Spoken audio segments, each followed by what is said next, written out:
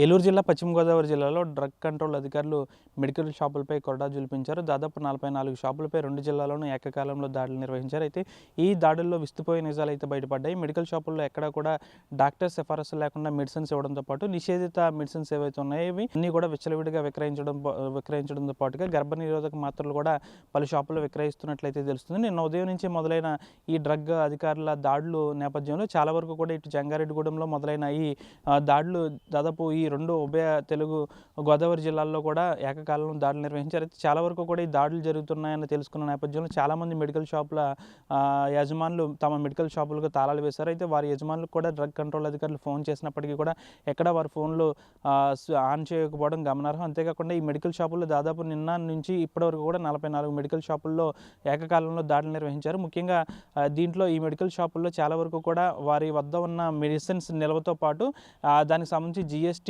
ఇన్వాయిస్లు కూడా ఎక్కడా కూడా పొంతన లేదు. అంతేకాకుండా ఏదైతే మెడిసిన్స్ అనేవి విక్రయించకూడదో అటువంటి మెడిసిన్స్ కూడా కొన్ని మెడికల్ షాపుల్లో విక్రయించడం గమనార్హం.